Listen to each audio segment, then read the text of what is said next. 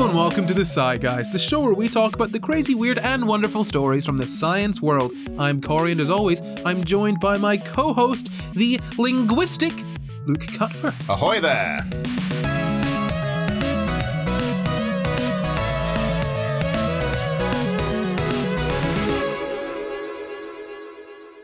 Diese Woche reden wir about language learners and Sprachstudenten. Me gusta mucho comer. But first, we have a wee Spotify update. Now, look, we have 47,000 followers on Spotify. A few more than that, 47,851. Everyone tells a friend, they tell a friend, we get more followers. Really cool, really great, awesome, nice, right? But what I find more interesting is that we now have Q&As on Spotify. We ask a Q, and they A our Q. And so I have an A to one of our Qs. It says, I want to go to space like a little kid wants to go to space. I want to see stars and galaxies and fly around just because. On the other hand, I am terrified of the thought of actually going to space. There you go. So if you answer one of our Q&As on Spotify, you might have the chance for that A to be read out on the podcast. The A to the Q. Shall we get to the Q that I'm going to A you for you to A? Amy, right now. Q master. How many and which languages do you speak? Yo hablo un poco de español, and I speak some English, and... Some. Sorry, yes. Now, if you would like to answer this question, go ahead and do it over on Spotify, or you can head to the YouTube comments and do that there too. Or hey, why don't you find a little ant and have it write it out in the sand? Take a picture and throw that picture into the ocean, and it might make its way to us. So let's get into the episode, Luke. Around the world, an estimated 60 to 70% of people speak more than one language. But the real question is, how does this affect the brain? Now, I know I did a Spotify update. I want to do a Spotify update, but this was a Patreon vote episode. So if you want to vote on episode topics, go ahead and join our Patreon. You can submit topics. You can vote on topics. You get bonus episodes, an entirely separate show called After Dark. It's all very good. It's available on Spotify now for people who are on our Patreon. Anyway, they've asked us to do an episode on bilinguals. So my question to you is, so many people speak more than one language, but how does that affect the brain? Okay, so I have read vaguely a little bit about this. Oh God, well don't say too much. Oh, well, I'll just say that it affects it positively. There you go, top line. Es bueno. That's good.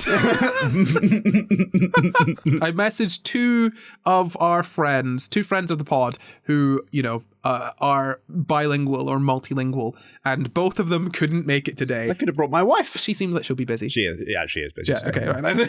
Exactly. I thought so.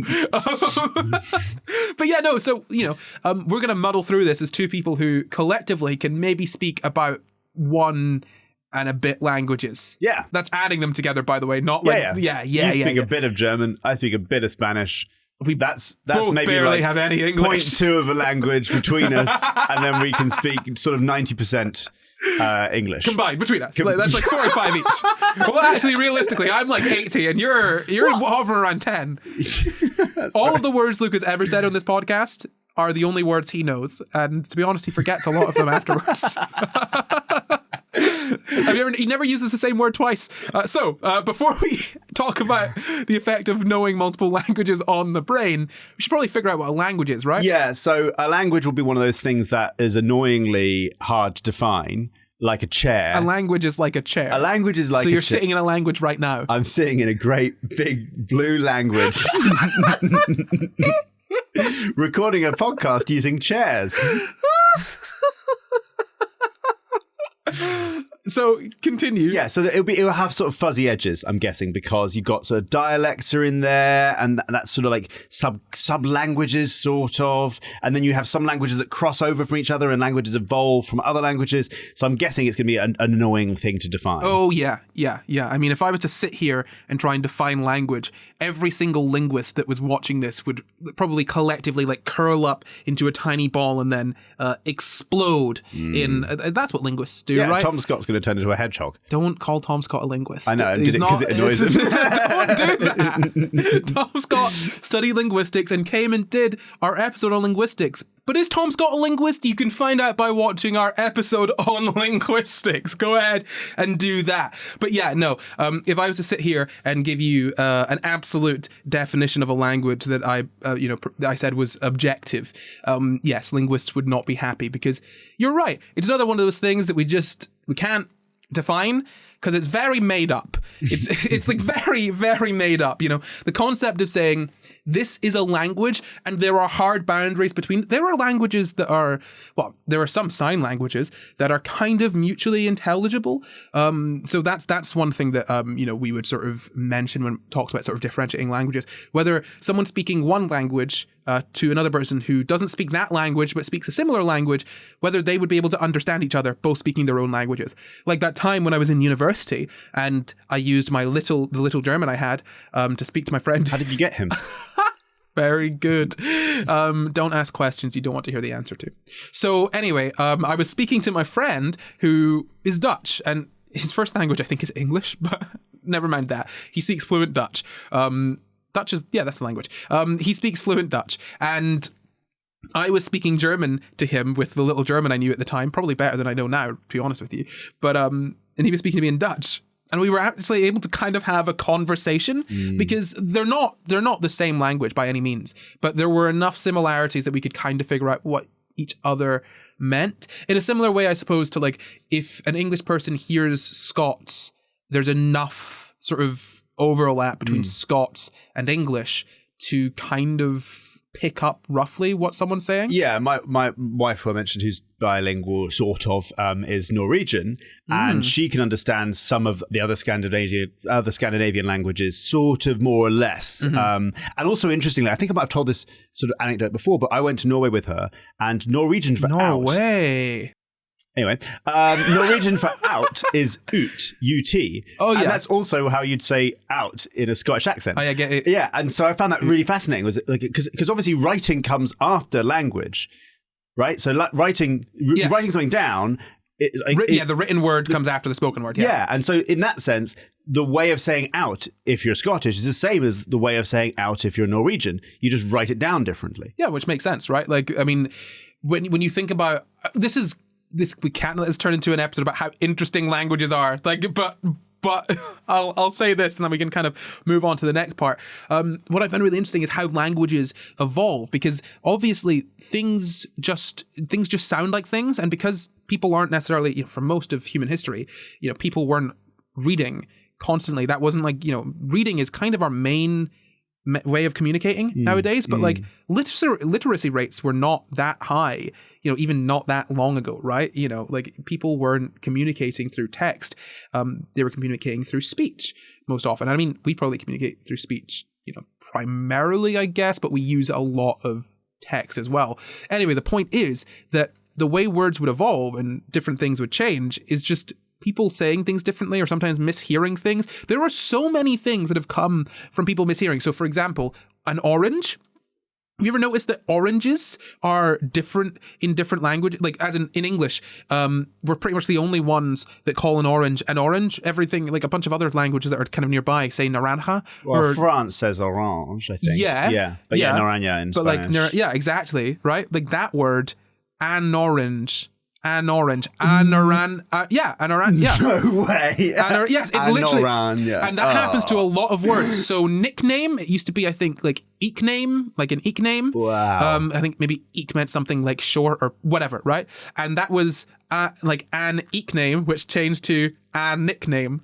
Right. Wow. And that happened. That's just one way that can happen. But there's so many other things wherein, like, buccaneer, the word buccaneer, that came from, I think, the kind of pot that a pot that was used to cook in, or it's a style of sort of cooking something that obviously if you were a buccaneer, you would most often sort of do. So they kind of became to known by this kind of cooking vessel or style of cooking, but then it was kind of degraded as different languages got hold of it and just said it kind of differently, and so it went from like whatever the original word was, which is probably something like Buchanan or something like that, right?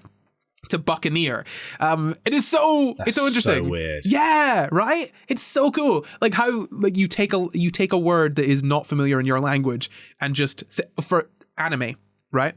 Anime, very Japanese word. Do you know where they got the word from? Animation? Yes, in English. What? Anime is the word. Silly. Anime is what we call Japanese animated, like animation, right? But they got the word anime, which sounds to me, to my very anglicized ears. I say anglicized as though it happened to me. My English speaking ears. They don't speak English anyway. It sounds to my ears like a very kind of. It sounds quite Japanese, but no, it is just animation, and obviously it comes from animation. But like, it's languages are weird and funny and odd like that. The point is also last one, disco. Yeah, where does that come from? Discotheque. So disco and disc have the same root, obviously. Like as in a disc that we use to listen to music is the same root as the word disco. Because they all come from the same... But it'll be the disc as in the record as opposed to like a compact disc that we had as children, like a CD. Yeah. A disc as in like a sphere, like a circle. It's mad. Oh, so it's like disc, but it's also Technic. It's kind of like there's lights and it's kind of like Technicolor or technical. No. So this is way cooler. It's discotheque and bibliothèque. So bibliothèque is library, and discotheque is kind of like It's like a record collection, a collection of records, which then became to be known as the kind of music if you had library. A collection of records like a music library, but then if you go to a discotheque, you go to a place that's playing music, and then that's disco, and then disco is like a style of music that's played at disco. It's wow. I love it's so cool, right? Or last one, helicopter. You think if you it's Greek, so it's helico. Heli and copter would be the two roots. You think? No, it's helico and pater. Pater meaning wing. You know that from pterodactyl. Wow. And helico meaning spiral wing. And if you try and break it down, you probably think like we call it a helipad, but it's really a helicopad. Do you know what I mean? It's anyway, language. What is a language? We're not really sure how to define it properly. I've got a quote here from Britannica. Language, a system of conventional spoken or manual, sort of signed or written symbols by means of which human beings, as members of a social group and participants in its culture, express themselves. The functions of a language include communication, the expression of identity, play, imaginative expression, and emotional release. But the article goes on to say that any succinct definition of language makes a number of presuppositions and then begs a number of questions. So, any definition you give of language, you have assumptions that you're bringing into it, and it's going to be inherently kind of like cyclical. It's the same way as trying to define like what a gender is. Yeah, people say woman is adult human female. Sure, not like it's not really you don't use woman to mean adult human female all the time, right? Because cartoon characters and non-human like fictional thing. You use gender terms for non-human things, it's right? Almost so like a character. It's like exactly. You're referencing an archetypal character, I suppose, aren't you? Yeah, so the point being that gender would then have to be something that isn't exclusively related to sex. If you're using gendered terms for things that don't have a sex, you know what I mean? Like a boat. Right? Boat what? So is a boat an adult human female because we call it she, her? Or pronouns biological Ben? Show me those boats' titties. That's SCI Guys out of context right there. Oh, absolutely. Show me that boat's titties. But the point being that, if you want to try and define a gender, what is a woman? Well, a woman is like a person that identifies with the gender category of woman. Do you know what I mean? And what is woman? Well, it's difficult to define it because, you could say adult human female.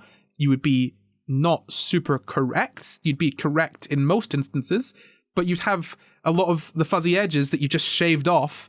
You're just kind of ignoring them. And the same, if any definition you give for language is necessarily going to be limited or in some instances incorrect, because when you dig down into it, right, okay, well, what separates this language from another language? What makes this a dialect and not a language? And I think what was mentioned by Tom in our linguistics episode is a language is a dialect with an army, Sure. Right. I think what's important to mention there as well is that when you're talking about gender and stuff like that, is that these things do change over time. And so even if at some point in time we meant sort of adult human female when we talked about a woman, if it becomes clear that there are people who, in a social context, do not want to be referred in a certain way, it's okay for the reason to just be because we respect them and want to include them in society. Yes, you are so right. But we should probably get back to the episode topic. We've veered off so far already. I don't want to just talk about languages. We know what a language is from what we've just discussed. It is something that we cannot define properly,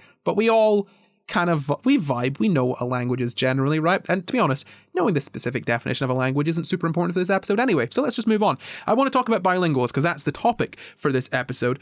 First off, let's talk about sort of language acquisition in bilinguals. I don't want to spend too much time on this because we could do an entire episode on language acquisition. We could do an entire episode on bilingual language acquisition. I just want to briefly touch on this because it's a question that comes up a lot, is that if you raise a kid bilingual, as in learning two languages at once, you're not going to confuse them? And what do you think the answer is, Luke?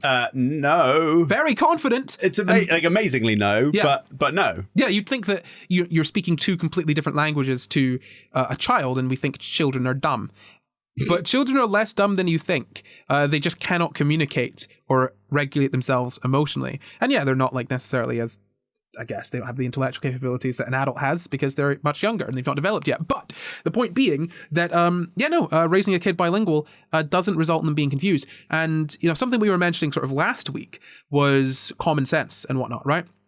About how common sense can be deceptive, shall we say, in terms of common sense would tell you that a child sort of mixing up words from different languages would mean that the child is confused about which language is which and they don't understand, and that's actually really bad for them. But actually, it's kids mixing up words from different languages when they're being raised bilingual is just a normal part of bilingual sort of language acquisition. It doesn't mean that the child is, obviously there's differences for different abilities, different sort of neurocognitive conditions and whatnot. But generally, a kid mixing up different words or using words from different languages when they're bilingual, when they're growing up, it's normal. It's fine. They do that anyway. Yeah. With one language. They mix words up all the time. Oh my God, yeah. I want to do an episode on, have you heard of WUGs? WUGs. You've not? Okay, fantastic. I want to do an episode on that, which is kind of about how children understand language, whether they just sort of it just gets programmed into them by remembering a lot of stuff, or whether they have a sort of, I guess, almost an inventive step, basically, to really paraphrase. You show a kid a drawing of this thing. It's called a WUG, right? You're like, this is one WUG. Here are two. There are two. And then the child says, "Well, yeah." And you just basically, the thing is, you introduce a kid to something they've never been introduced to before because it's entirely made up, and you try and get them to sort of use the plural of that word. I did that when thinking about it. Exactly. I put an S at the end. Yeah. Wow. Or Jimmy is splanking. Oh yeah. Yesterday he did the same thing. Yesterday, Jimmy splunked. Yeah, no, or splunk. We'll do an episode on it, but it's basically how you form that sort of stuff in your brain. It's really interesting. I wonder if they do those sorts of tests on ChatGPT as well. Because there's a great test you do with ChatGPT. I think it now knows the answer, but it used to say there are 3 towels drying on the line. It will take them 3 hours to dry. How many hours will it take for 9 towels to dry? And it'd be it will take 9 hours. Or the best one, if it takes one woman 9 months to make a baby, how long will it take 9 women to make a baby? And it's 1 month. Luke, really confidently. You say that, I promise you there are people that would answer those same things. No, I know. A lot of people. Yeah, do you know what I mean? I think a lot of people, if you were to ask them the towel's drying on a line question, would absolutely give that same answer. Now, obviously, it depends how big your line is. Yeah. But it doesn't qualify that. And so that's a fun sort of intelligence and language test, which I suppose that you could do similar sorts of tests on an AI as you do on a child as it develops. I guess the difference between an AI language sort of model there and a child is that it doesn't really need to understand the context or anything like that. The parameters that you've given it just gives you the most sort of likely, shall we say, it builds the response that is most likely based on its training, if that makes sense, right? That's correct. Yes. Yeah. So what I mean is that if you give a situation where it's if it takes X, Y time to do something, if you increase X, what happens to Y? Generally, the answer to those questions is going to be what it gives. right? And you're like, what the issue is that it's just not understanding that there's context that isn't said, which is the limitation of AI compared to... Well, yes, but not to get on too large a tangent, but we have no way of knowing when you say, like, you know, it's just giving the most likely answer.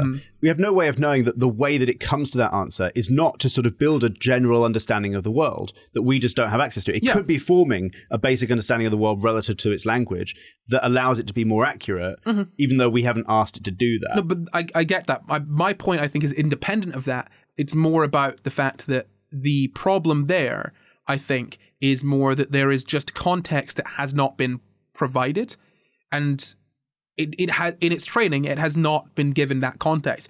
Likely in the same way that people who answer that question would answer that question. Like, you know, people who answer that question correctly would answer that question, where there's context that they're just not considering. You know what I mean? Yeah. Yeah.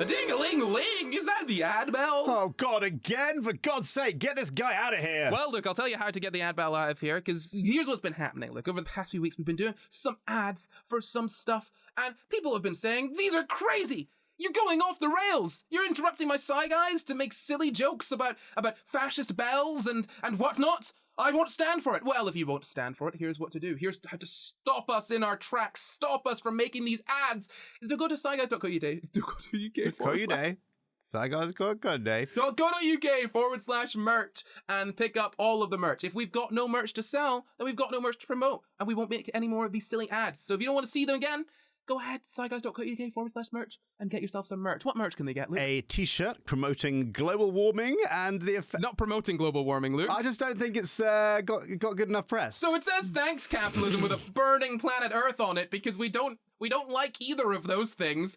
What else can they get, Luke? I was saying thanks, like, I thought it was saying thanks, like, genuinely. Like, thanks. What else can they get, Luke? They can also get a pin badge saying, I am the fourth SCI Guy, to let everybody know that you are, in fact, the fourth SCI Guy, which you only are if you own the badge. And finally, they can get, I think probably the best thing we've ever made, a sexy scientist calendar where we hired two of our sexy friends to pose for us, and then I spent an ungodly amount of time photoshopping scientists' faces onto their faces. So you can pick up all of those at sciGuys.co.uk/merch and stop us doing these godforsaken ads. And you better do it quick as well, because the pre-order is ending oh so soon. If you're listening to this as it comes out, you've only got about 1 or 2 or maybe even 3 days before you can't get it for the pre-order discount anymore. You can still get it, but thanks to capitalism, you have to pay the full price. I hate that. So I'm going to go to sciGuys.co.uk/merch immediately and buy it all so I can end capitalism somehow and also end these bloody adverts. That's true. If you buy everything, we'll end capitalism. Let's get back to the show. But back to bilingual children and whether or not they're confused. It seems that they're not really confused. And, you know, kids and infants, I think, are actually able to differentiate between different languages, when they're quite young. Obviously, they can't speak the language, but they can. Can I just ask a quick question on this? How are you, because I think people will be asking this in their own heads as well. Mm-hmm. When you're saying, is the kid confused? No, the kid is not confused, but the kid is mixing up words between languages. What exactly do you mean? What's the line there for whether the kid's confused or not? When I'm saying the kid is mixing up, I mean, it seems the kid is mixing up. What they're doing would be called code mixing, which is kind of like using... almost borrowing a word from another, like from the language to use it. So it's like, you know how kids don't necessarily know words? Mm-hmm. In one instance, it's like, you know the word for this thing in Spanish, but you're like more accustomed to that than you are for the word in English. And you use this, like adults do a similar thing. Do you know what I mean? Where they'll pull a word from a language, like, a language that they speak while speaking another language, because the language that they're speaking currently, they can't find the word or whatnot. It's not always just something like that, but like, it's similar to how, if you only speak one language, you might call any animal that's vaguely dog-like a dog. So like, if it's on 4 legs, that must be a dog. Do you know what I mean? Yeah. So you kind of is what you're getting at kind of that the kid understands fairly early on that there are two separate languages rather than it being one gigantic language that they're learning. Yeah, they're able to differentiate between the different sort of languages, phonemes and stuff. Yeah, generally, that's from what I've read. They're able to differentiate. I mean, there's some interesting sort of things when it comes to language discrimination, which is kind of what you're talking about there, which is differentiating between the two different languages. Bilingual infants need to be able to tell the difference between the two languages. Let's say one parent speaking in one language, one parent speaking in Spanish, the other parent speaking in German. They need to understand, the differences between those two things because they're not the same language, right? But infants from birth are able to sort of differentiate between two languages that are very different. So if you've got, say, the example sitting in front of me is Tagalog and English, very different sounding languages. Or let's say Mandarin and German, quite different sounding languages, right? From birth, apparently infants are able to discern the difference between those. Yeah. But what's really interesting about sort of bilinguals as opposed to monolinguals is that bilingual babies will sort of turn to face when it comes to sort of two languages that are being spoken at them, right? So you basically get I think it's a screen with a picture of a woman on it or a picture of their mother, and then there's a speaker that's playing a language, and you have two of those, right? And both speakers are playing different languages with the picture of the person in front of them. The baby will turn its head to face one of the two, obviously. With monolinguals, they will turn to face the familiar language. Bilinguals will turn to face the unfamiliar language. So if you've got, say, one speaker playing English, another speaker playing German, if you've got a bilingual kid that speaks or a bilingual baby that's being taught English and Spanish, they'll turn to face the German one.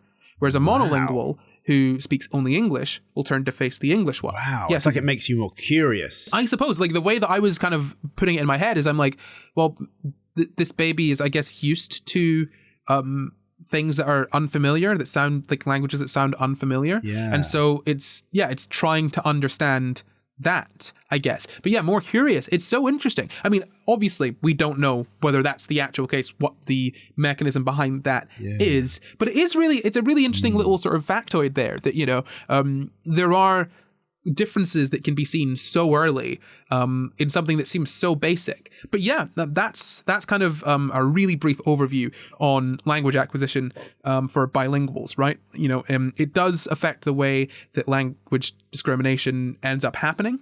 I mean, it doesn't, I don't think it has any massive effect on language discrimination itself. But it does have an effect on how the sort of process goes along. What I mean is that, I don't know whether by the time they become adults, there's significant differences between bilinguals and monolinguals when it comes to language differentiation or discrimination. But in the process of sort of, being an infant and growing up, we do see differences sort of in how that there's a path that sort of follows. But I want to move on to more about how languages change your thinking or your brain, because we've kind of spoken a little bit about how it changes sort of more basic processes from when you're an infant, but I find it really interesting to think about adults. So something you were mentioning not too long ago in another episode was time. Do you remember what you were saying about languages and time? Okay, so there are languages which consider time to be coming towards them or time to be moving away from them. So when you have a sentence, for example, like, can we bring this meeting forward? Some people will think that means, like, I would think that means, like, make it sooner. And some people would mean, like, can we make that, like, later in the day? And so, yeah, your concepts are rather than just exist, like, affecting how you sort of communicate with people, it also affects other concepts about, like, for example, time, or how you interact with other people and all that kind of thing. Mm-hmm. Yeah, absolutely. And we got a correction for you. Ooh. Yes. So I think you are so right in what you were saying, and what you just said there was correct as well. But I think the issue was that the languages you used as examples. I think I said French. I think you said French. And French people do, you were right, French people do speak about it, sort of time coming towards them or having time, I think. I can't remember the exact comment. But you were generally sort of correct in what you were saying. But that wasn't necessarily an example that sort of matches there. I think the examples that I've got are, let's say, Hebrew. right? In English, what direction does text go? Left to right. Exactly. We read text from left to right. And in Hebrew, what direction does text go? What direction do you read? Oh, God, I think right to left. Yep, well done. Yep, good process of elimination. It's not up and down. Well, because it could be up and down, like Chinese or Mandarin, I think. Yeah, I think possibly that's hieroglyphics as well, maybe. Hieroglyphs, really? Are they? Probably not. I'm going to get another correction. I'm going to say, I don't know. But I would say that hieroglyphics, I don't think they're a language so much as just a writing system. But yes. Sure. Yeah, I'm not saying that for you. We're saying it for the little pedants. Don't worry, we'll ask Tom Scott.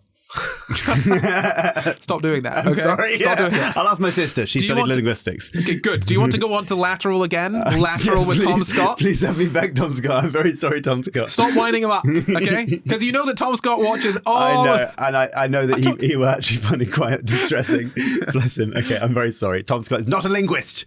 Stop saying it. Yes, thank you, Luke. Anyway, so we're talking about different languages. So Hebrew and English, for example. Let's say Hebrew goes right to left, English left to right when you're reading it. So when we're trying to sort of place stuff spatially, let's say, in English, or for English speakers, if you're saying, okay, place these images in a timeline, they'll place the timeline going from left to right in terms of that's sort of chronological order. People that speak Hebrew are more likely to do it the other way. You know, it's quite interesting, right? So time goes from left to right for English speakers generally because we read from left to right. That's just a sort of natural thing for us. Okay, so I've got an example of how you kind of wrap your head around that. Because obviously conceptually you can understand, you can imagine what that might be like, but actually experientially that feels totally bizarre if you're somebody whose language moves from left to right, right? Yeah. So imagine if I asked you to sort of order events that happened before and after your birth. Right? But nothing happened before your birth, Luke. Now, nothing happened before my birth. So if you were born after me, congratulations, you do exist. And if you were born before me, you were a figment of my imagination for a while. I wonder what that was like for you. So if you imagine things that that happened like 10 years before your birth, that would be like on the left-hand side of that center point, the center point being your birth. And something that happened 10 years after your birth would be like on the right-hand side. And that's not exactly things moving right to left, but it's things sort of being on the opposite side of a center point, which to me feels kind of weird, right? If you think about it another way is when we did number lines in school, or even if you write numbers, it would be weird to write the numbers increasing from right to left. So 1 and then to the left of the 1, exactly. 2, 3, it would seem odd. It'd be like you're counting down because you read in the opposite direction. And because time is like, we can kind of view it as like an increasing of numbers, like years just increase. It makes sense to sort of do it that way. Yeah, and crucially, like that, but that's exactly what you do when you then write negative numbers on that number line. So if you're writing your 1, 2, 3, 4, 5 going left to right, while your -1, -2, -3, -4, -5 is going right to left. And that's exactly the same thing. The digits are increasing. The value is decreasing. Yes. Yeah. Anyway, so like moving on from that, you're so sort of right about what you're saying with time being in front of you or behind you. I want to quickly mention though that Mandarin sees time as a vertical line going upwards usually. Wow. And bear in mind that these things are not universal for each language. You know, we're talking in generalities, of course, but it would be a waste of time to be saying that constantly. But yeah, so generally, Mandarin speakers will see time as being a line going upwards. So you could have down week instead of next week, for example, right? So down is the future and up is the past. Oh, okay, so that's even more mind-blowing because not only are they going up, down, what they would think as up is what I would think as down. I would think next week is above me if I was doing that. That's not next week is down. Oh, wow. That's so confusing. We can go a step further than this because you were mentioning, pushing something forward, or bringing something back. We see time as being sort of ahead of us, as in the future is ahead of us and the past is behind us. But there are other languages that see it slightly differently. So some languages will see time as being the other direction, so that the past is in front of them, the future is behind them, which makes so much more sense conceptually because you don't know what's going to happen in the future, so you must not be able to see it. But you do know what's happened in the past because you can see it. You're reversing through time. Yeah, which is how. And this is really interesting because in this article that I was reading, or some of the articles that I was reading, it mentioned about how English speakers and German speakers and French speakers really pushed forward science, right? As in they were the people that really had the monopoly on it for quite some time. And so our understanding of time when it comes to physics and whatnot is likely going to have been, let's say, poisoned or at the very least influenced by the language that these people were speaking, right? And so our entire conception of time could be really heavily impacted by the people who spoke, by the language that people spoke, the people that study this sort of thing.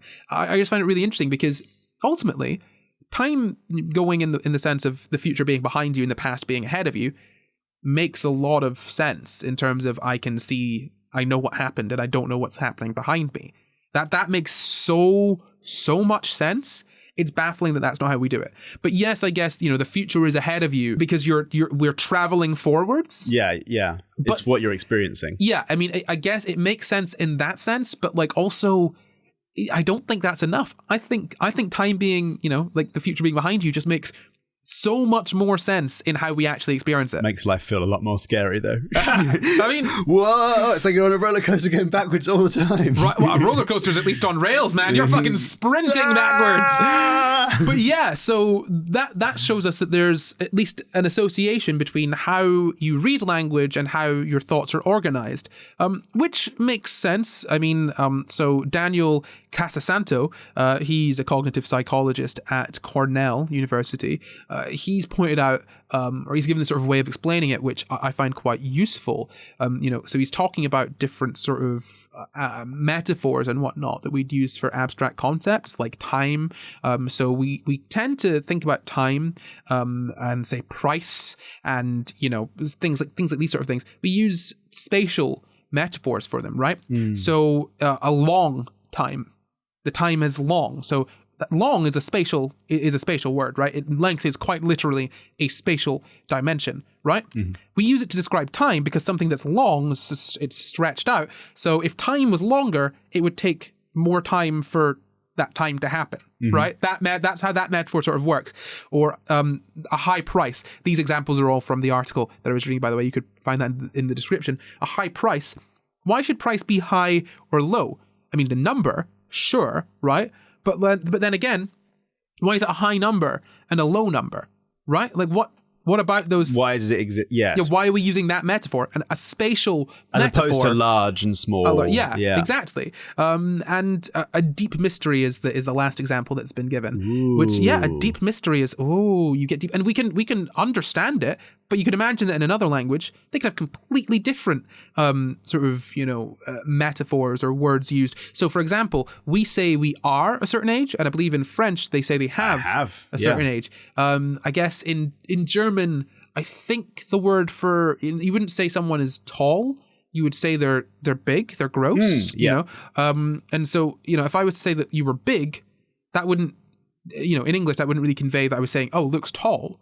Big would mean like large in a different, like in multiple dimensions. 2 dimensions, yeah, at exactly. Least, yeah. And I find that quite interesting that there are all these little differences, right? So Daniel Casasanto, what he said is that this might have something to do with people remembering things based on what you pay attention to. Because as we know, you're more likely to remember something that you pay more attention to, right? And if a language necessarily makes you pay more attention to certain things, then they're going to be sort of more in your memory. They're going to be more available to you when you're sort of using that language, right? And the kind of result that this ends up having, what we kind of see is that, we can do tests on people where, we basically have 2 buttons saying past or future, right? And we show people images and they need to determine whether that image is of the past or the future, like sort of sci-fi stuff, let's say, right? So very obvious, right? If you have, let's say, just for example's sake, a black and white photo of a Victorian-looking person, that you would say past, right? If you have a space, age,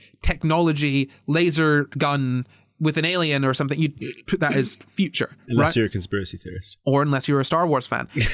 So yes, a long time ago. Yeah. That's always been very incongruent at the start of Star Wars movies. What? You what? Is that what? Okay, sure. Is the galaxy far, far away? Far, far away. Double far. Exactly. Big away. But the point, no, really though. Yeah. But the point being that, if you give someone that test of sort of showing them images and they have to press a button determining whether that image is is a past image or a future image sort of thing. Very, very easy. That's not the actual test. What you do is you either you could put the past one on the left or right of the future one, right? So if the past is on the left and you're speaking a language wherein, the past is generally to the left, so say where you read left to right, so say English or French or German or any of those languages, you will see people perform sort of better or do it more quickly when it's in the correct, in quotes, correct order, as in past on the left and future on the right. They take longer to do it if future is on the left and the past is on the right. Mm-hmm. You know what I mean? Mm-hmm. So if you swap the sort of natural direction for that language speaker, they'll take longer to perform that task. And if you have a sort of, say, the past on the top and the future on the bottom, has no effect whatsoever. But with a Mandarin speaker, if you have if you have them in the wrong way, sort of top to bottom, that has an effect. And that's obviously that would be for monolinguals, right? And I should just say as well, you can sort of change how quickly you can process this information.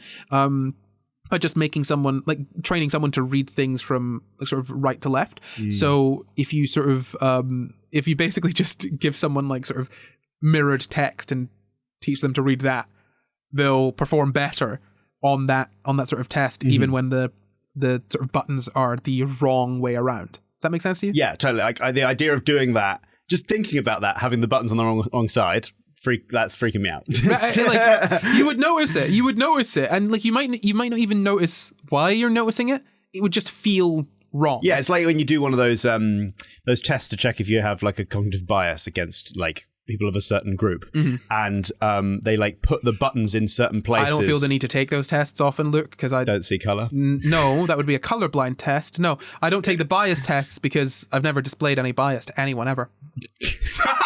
Sorry, go on. Yeah, basically in the bias tests, they place the button in such a way that's going to detect your bias. Right. Does that make sense? I guess because it's all about the micro, how much longer it takes you to get the correct answer. Either if you're super biased, you'll just get the wrong answer. But then if you have a slight automatic bias, you'll have to like stop yourself and then press it. So it's about the automatic response you have. That's so interesting. Yeah. Wow. But it's really interesting. But what we've been talking about up until this point is just monolinguals. So when we bring this into sort of bilinguals, it gets really interesting. So I've got a quote here from Panos Athanasopoulos. Panos Athanasopoulos. You really need to start reading your notes before we start this. I read it so many times. It's a long Greek name, and like I don't know what it is. My brain, I just really like if I'm reading something long. Yeah. My brain sometimes is just like it creates a shortcut. Yeah. I don't read the thing. It's just I know what that is. I don't need to read it, and it's not conscious. Yeah. It's just when automatic. I do my SCI GUYS episodes, every complicated name I like write it out phonetically in my notes beforehand. I've done that before, and it just makes it worse. Like I honestly, we just need to deal with me butchering names just a little bit at first. Okay. It's not a lack of respect. I just have ADHD and I'm very stupid. Anyway. And are not Greek. Remains to be seen. I was going to do a Greek accent, but I don't even know what a Greek accent sounds like. Anyway, with bilinguals, you are literally looking at two different languages in the same mind. This means you can establish a causal role of language on cognition if you find the same individual changes in their behavior when the language context changes. So, if we look at sort of bilingual Mandarin and English speakers, they had a preference for left to right mental time over right to left, but they were also quicker to react to the pictures, the pictures and the buttons if the future button was below the past button. So in Mandarin, you remember, future is down and past is up. So if you've got a button that says past on top, above the future button, then that's natural. You're Gucci, yeah. That's good. But also, because they're bilingual English and Mandarin, they show a preference for both.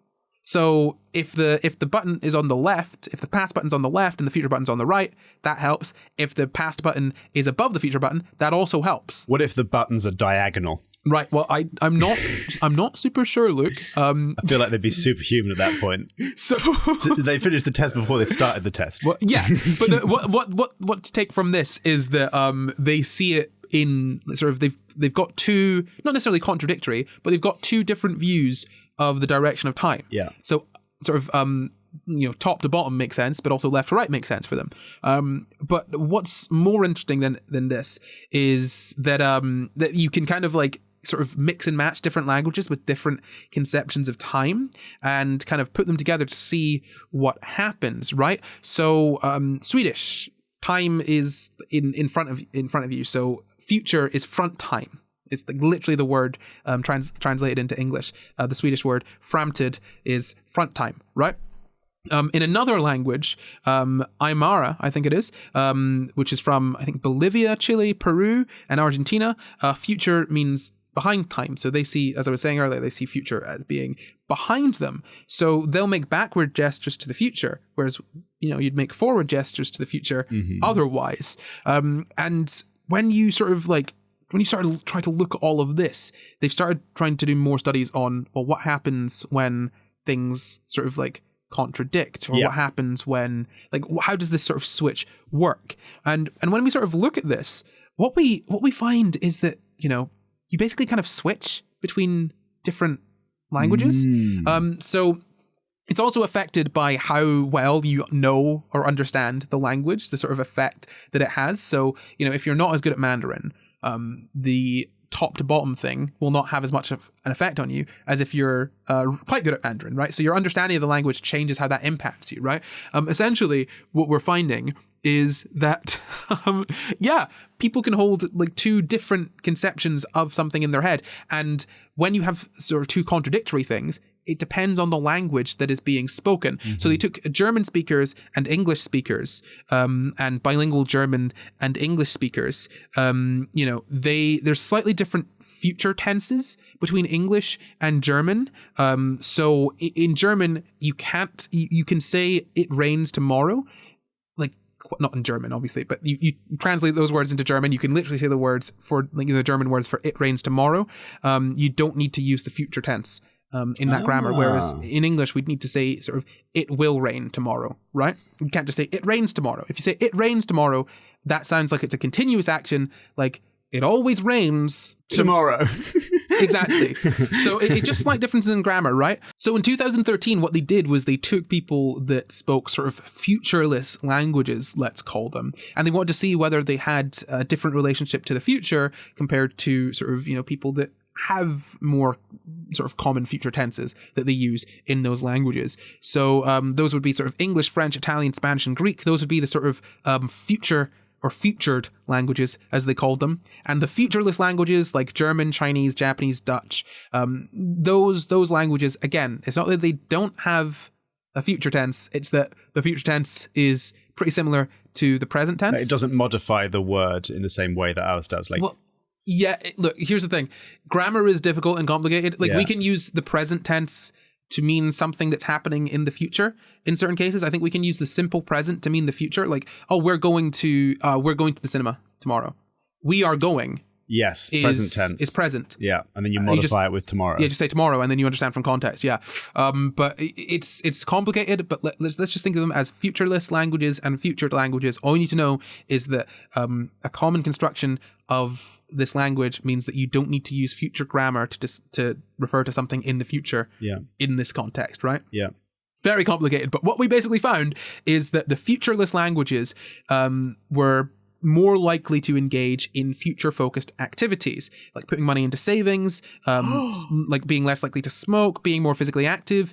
And now the thing is that what kind of problem might you find with this study in itself? Like, is there any confounding factor you can think of? Well, obviously, the people who speak the language are more likely to live in a different country, and so you're looking at societal differences, not necessarily language differences. Cultural differences is the main thing, And so what they did was they went and looked at this again and tried to control for the cultural differences, and these were differences of like sort of 31% were more likely to put money into savings in the first experiment, right? So all of these numbers I'm giving you are from the first experiment where they didn't control for culture. So it would be 31% more likely to put money into savings, 24% less likely to smoke, 29% more likely to be physically active, and 13% less likely to be medically obese. All of these sorts of things were they controlled for socioeconomic status and religion, but when they went back to do it again and sort of controlled for the cultural sort of aspects, there was a much weaker correlation, but still,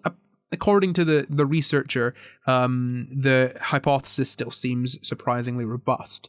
But there was still something there, it seemed, not insignificant, but the differences fell dramatically. So it seems that language may have an effect on how we, outside of just culture, it may have an effect on actual behavior, not just how you perform in weird experimental tasks or how you kind of explain stuff, but actually how you relate to things, which makes sense, you know? Well, either that language does have that effect, or that places where it is normal to do those things developed that in their language, or would that be controlled for in the cultural bit? I don't think you really can control for that, and I feel like what you're saying isn't.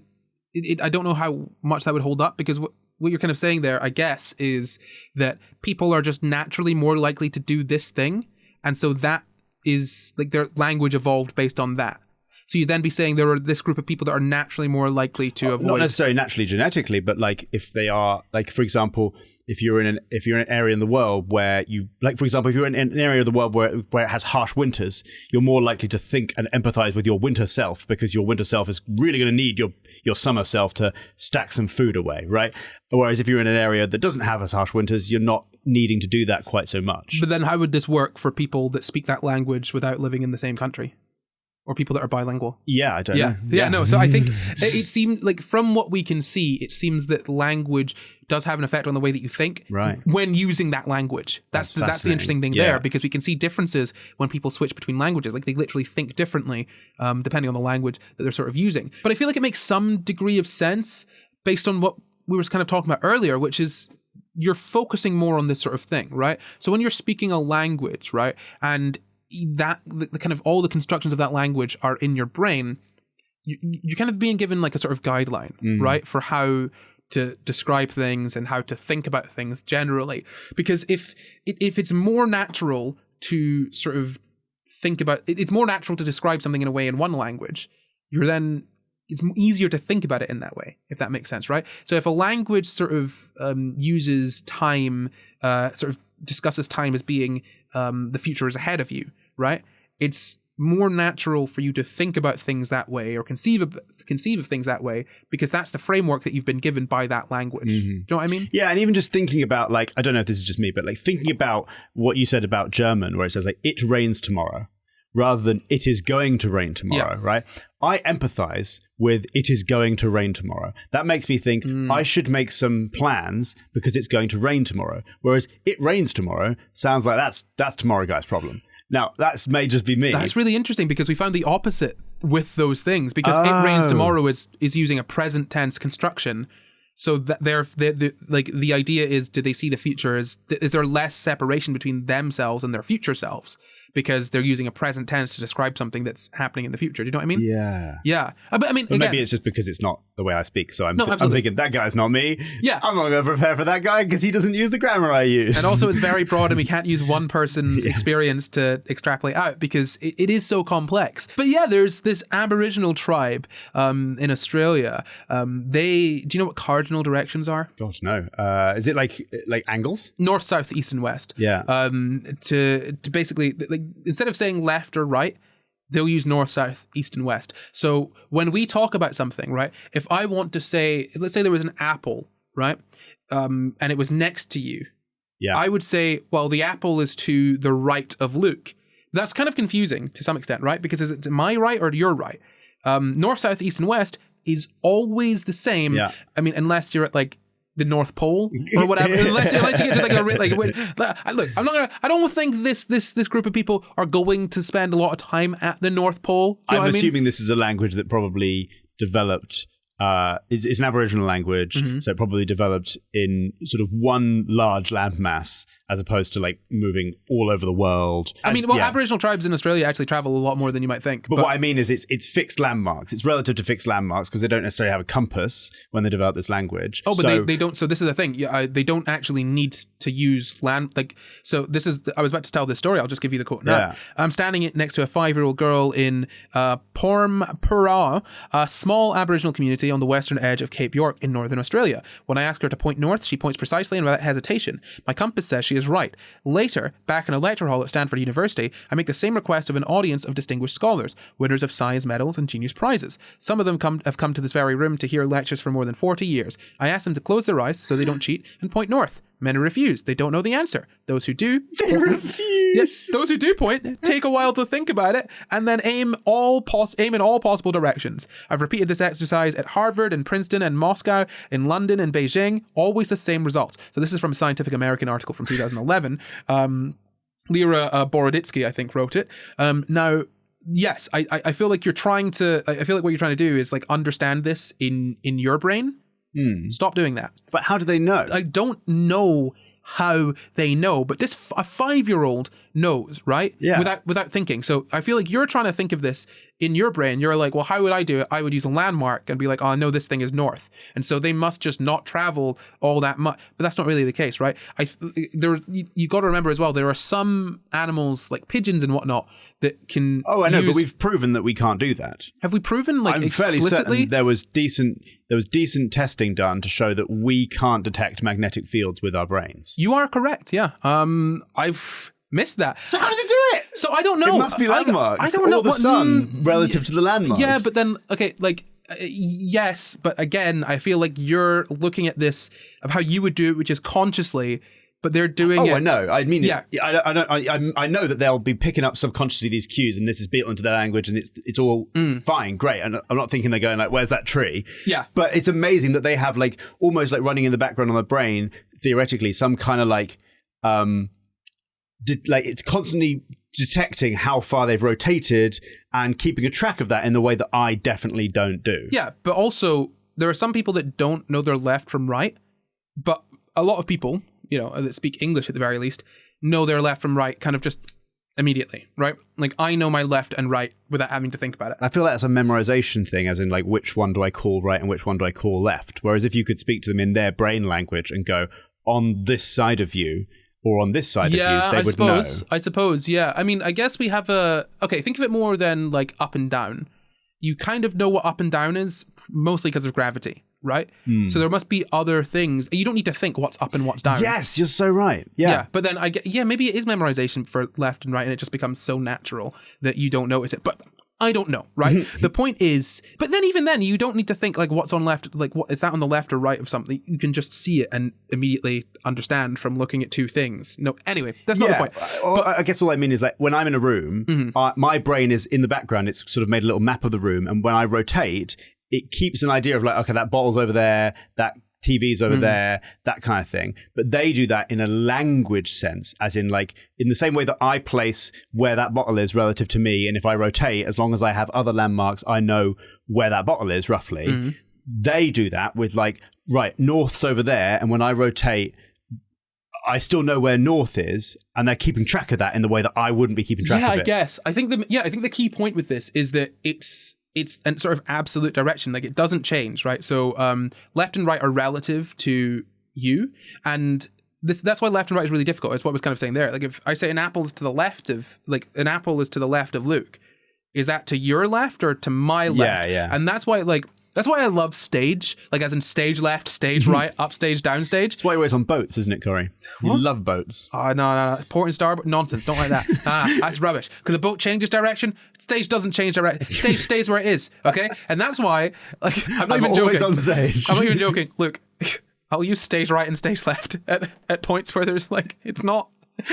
We don't need to use it, but there's like, there's a frame of reference that the stage is. Yeah. Do you know what I mean? Because it's useful. And yeah. I know a lot of people that that do theater or music or something, and so it's really easy to be like, especially on tour, right? Whether you are around a lot of stages, it's like, where is it on stage right? It's so much more helpful as well because we have a crap. I think even if you're good at your left and rights, I think if someone says, "Oh, it's on your right" or "It's on my right," there's still a brief pause where you sort of do the translational flip in your mind of, well, how are you standing relative to me? It's not automatic at all. Well, it's like when you're trying to cross someone in the street and you're like, okay, you go right and I'll go left. No. You both go the same direction. You go right, you both go right, or you both go left. Interestingly, sorry, one little thing, kind of relative to language, culture, that kind of thing.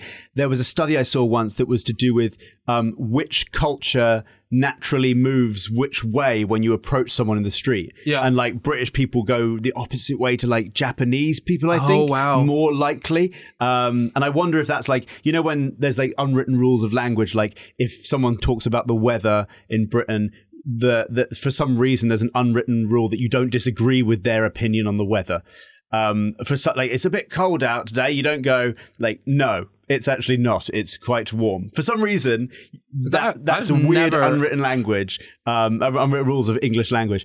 In that same way, you know, coming across someone who like goes a different way to you naturally when you cross them in the street, you might like naturally sort of dislike them a bit more, or like think that they're not like you in any way, or not trust them, or those kind of things, because they don't have the same sort of priors as you, the same sort of assumptions as you. I mean, maybe I wouldn't say, I don't know. I mean, there's a lot of different things that would come into like how you view other people. Do you know what I mean? Like what we were talking about maybe in another episode about how kids can people don't like autistic people without knowing they're autistic.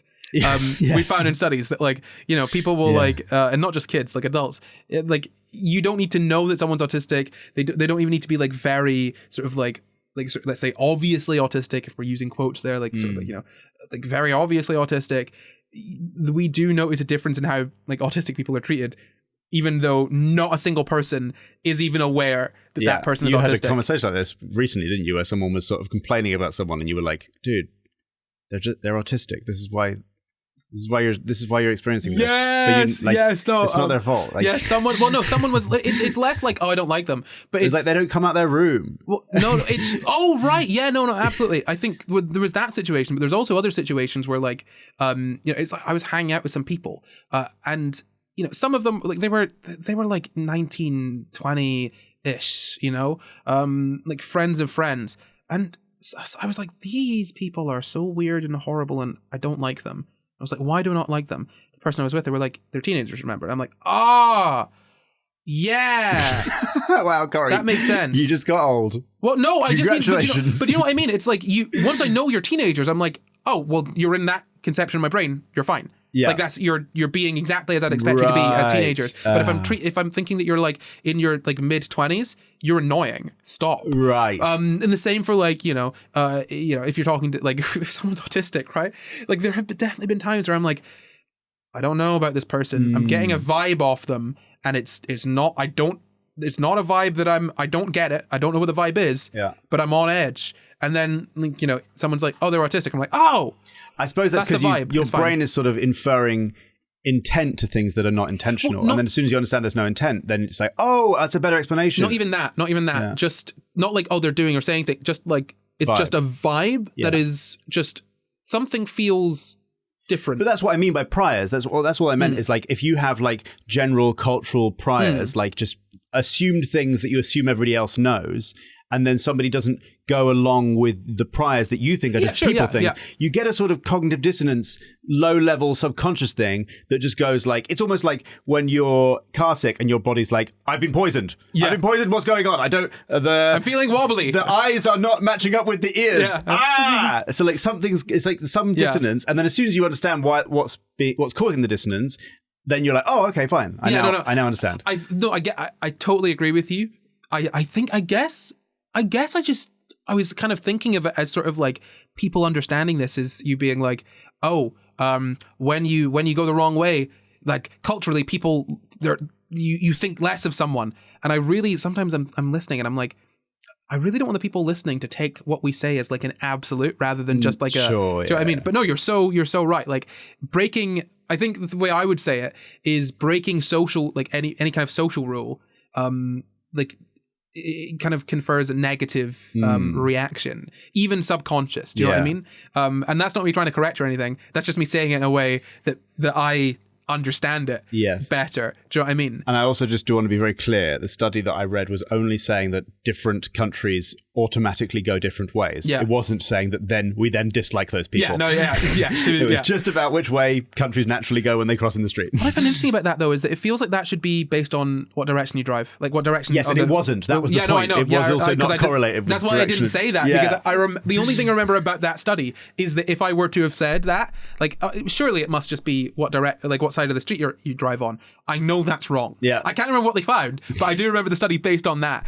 But let's get back into the sort of what we're talking about, language and spatial understanding. So this Aboriginal tribe, they use cardinal directions, north, south, east, and west. So nothing is based on sort of, to the left of Luke or whatever. It's to the north, to the south, to the east, to the west. And they just naturally understand that, which is really interesting because we don't even know how they're understanding that. Like you and I right now have just gone off on a whole tangent because we're trying to figure out. And a 5-year-old child is like, that's north, stupid. Do you know what I mean? Like she just gets it, and we don't. And that's I think the thing to take away from this is sort of less the language changes your brain in a sort of what's the really good film that I really like called Arrival. Yes, Arrival. So in Arrival, Amy Adams' character, the weirdest thing that happens is that I don't want to spoil it actually. It's like 10 years old, Corey. You can spoil it. Okay, so I will spoil the film. Basically, the end of it is Amy Adams learns the alien language, and these aliens see time as being sort of cyclical or non-linear rather than cyclical. Their language is cyclical, but time is non-linear to them. And so from understanding their language, Amy Adams then has the ability to see time non-linearly. And I don't think it's necessarily like that. Like, you suddenly get the ability to have your consciousness travel through time because, you learn a language. But learning a different language or growing up speaking a certain language obviously sort of primes you to understand things in a way that is built around the framework of that language, right? If two words are similar in English, right, we'll obviously have some kind of connection between them there. Like sun and sun, as in sun in the sky and sun from my loins, right? Like in English, we're likely to have more of a connection between those two words than, in a language where those two words don't share any etymological roots, even if, I'm not saying they share etymological roots in English, but don't share any sort of like, any sounds or anything, any sort of phonetic similarities between each other. We're likely to see more of a connection between those two words, and especially through like art and media and culture, wherein, wordplay is a thing, and, we might draw connections between certain things. So like, goodness me, I think in German there's a phrase, the donkey calls itself first. Now, hello first, nice to meet you. No. So when you say, when you're speaking in English, let's say, you say, Luke and I did this. But some people might say, me and Luke did this. That would be grammatically incorrect. It doesn't matter because however you like explain stuff to people and they understand it, that's language. There you go. You're doing it correctly. Well done. But it's a grammar rule that you say the other person first, right? So in German, it's like donkey calls itself first. Is that an insult to say you used grammar incorrectly, therefore you're a donkey? Well, it's like kind of like, you flippin' donkey. I guess when you assume you make an ass out of you and me. Yeah, that sort of thing, right? It's just a sort of like, if someone's got their elbows on the table, there might be like a silly little phrase that you say when someone's got that. Do you know what I mean? It's just like hey, don't do, or like, when a parent says, don't make faces, or okay, that sort of stuff, right? Now, I'm not saying that this is absolutely the case, but these sort of like idioms and phrases and whatnot kind of filter through into your understanding of the world, right? Without you even realizing it. And so my point is that, like, almost necessarily, what language you speak or what languages you speak fluently are going to influence your mindset to some degree, but also your sort of general understanding of things. And what I find really interesting is that, learning more languages, you kind of switch into a different understanding when you're speaking that language. And my idea for that would be that, well, yeah, because it's the path of least resistance, right? It'd be really difficult to try and speak German try to speak, say, Mandarin, and, say you're saying like next week, and you're literally translating that from English into Mandarin and saying next week, because, Mandarin speakers will be like, what are you talking about? You mean down week?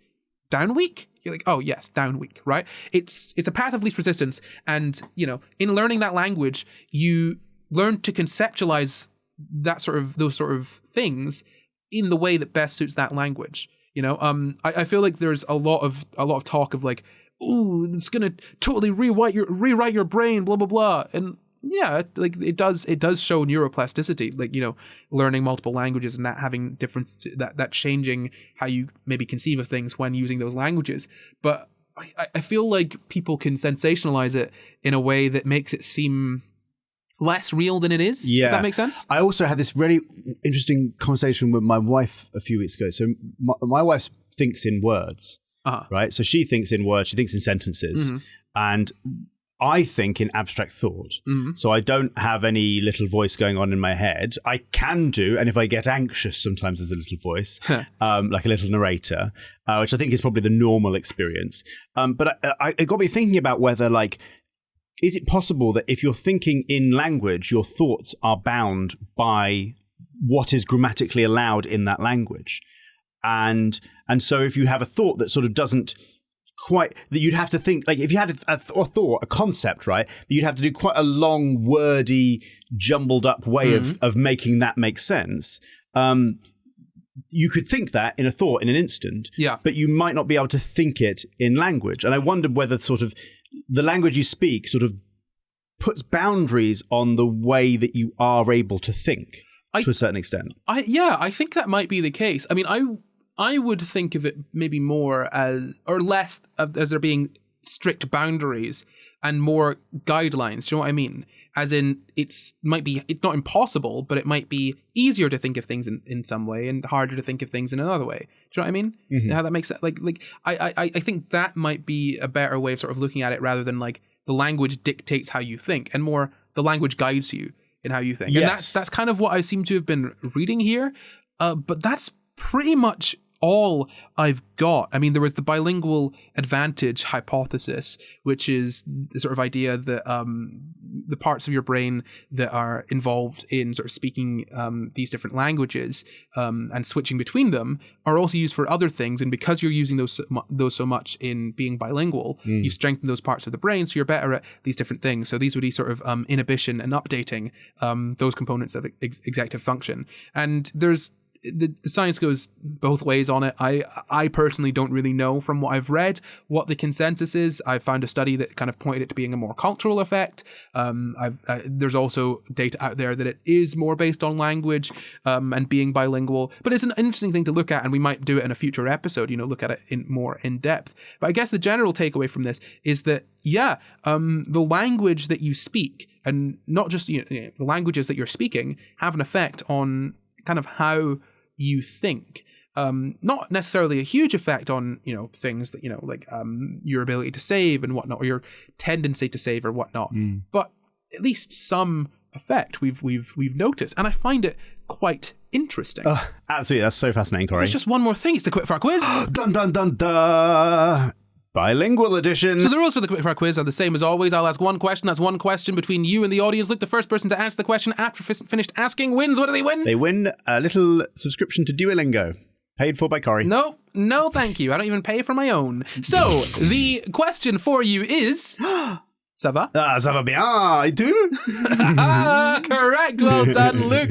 Well done. I hope you beat everyone, including the French people that are listening. There's just one last thing to do, because we lied a little bit earlier. There's one last thing to do. Got to thank some new patrons. Bonjour patrons. Merci beaucoup. So I would like to say thank you to Breadwardo. Muchas gracias, Frankie Neve. Vielen Dank, Gato Tequila. I'm going to attempt some Mandarin here. Sai Cass. Thank you, Thebsa44. That was difficult enough. No other language for you. Grazie, Anna. Thank you, Chaya. I'm not sure. I'm sorry. Obrigada or obrigado, Hila. Thank you, Jonas Holzer, or Jonas Holzer. Thank you, Anna Carvalho. Thank you, Freya. Thank you, Kitty for Men. Thank you, Alexandria Martin. Muchas gracias, Jerry Softball. I love you, Olivia. Thanks.